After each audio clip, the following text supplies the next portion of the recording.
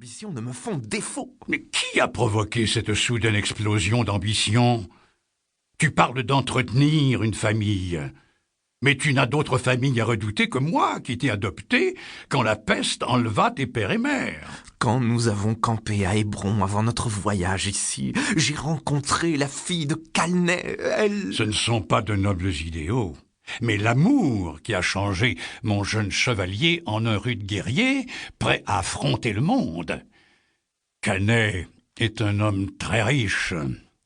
Sa fille est un chamelier? Jamais. Mais sa fille est un riche, jeune et aimable marchand. Ah, ça, c'est une autre affaire.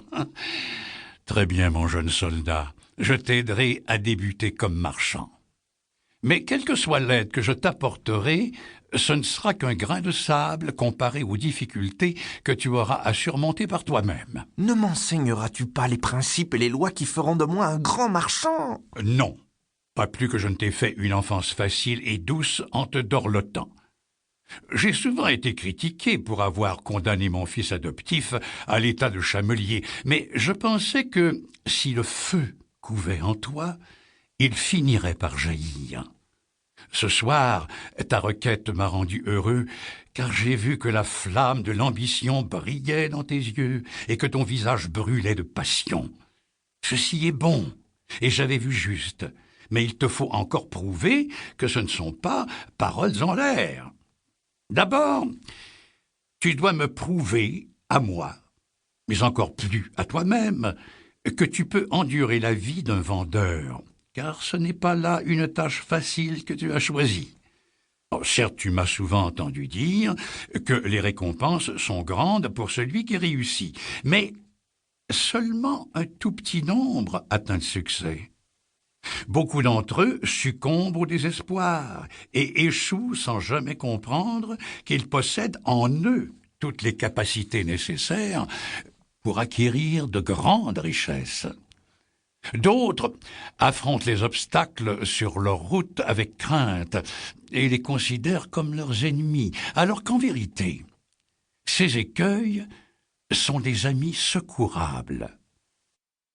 Les obstacles sont nécessaires pour atteindre le succès parce que dans la vente, comme dans n'importe quelle autre carrière d'importance, la victoire vient seulement après des batailles et des défaites innombrables.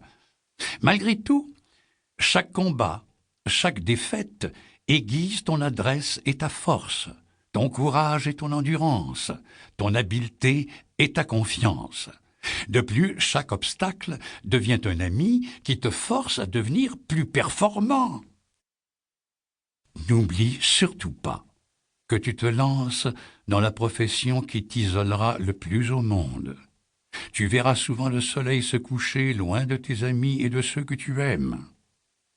Rien ne peut faire sentir aussi rapidement la tristesse de la solitude à un homme que de passer la nuit devant une maison étrangère et d'y apercevoir dans la lumière du foyer une famille rompant ensemble le pain du soir.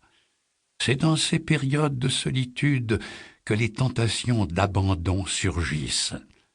La façon dont tu les affronteras pourra affecter grandement ta carrière. Souvent, nos objectifs et nos valeurs sont temporairement oubliés et nous devenons comme des enfants, aspirant à la sécurité et l'amour des siens. Ce que l'on peut rencontrer alors comme compensation a mis fin à la carrière d'une foule de gens, dont la plupart étaient parfois considérés comme ayant un grand avenir de marchands devant eux. Je serai prudent et tiendrai compte de tes avertissements. Alors commençons. Pour le moment, tu ne recevras pas d'autres conseils. Tant que tu n'auras pas montré tes capacités et fait preuve d'expérience, tu ne peux être appelé un marchand. Au lever du jour, tu te présenteras devant Silvio, qui t'attendra près des chariots. Il te confiera une de nos plus belles tuniques sans couture. Elle est tissée en poil de chèvre et résistera même aux plus grosses averses. Et elle est teinte avec des racines de bois de garance, ce qui assure que sa couleur gardera toujours son éclat. Prends cette robe et un âne et pars dès l'aube pour Bethléem, le village que notre caravane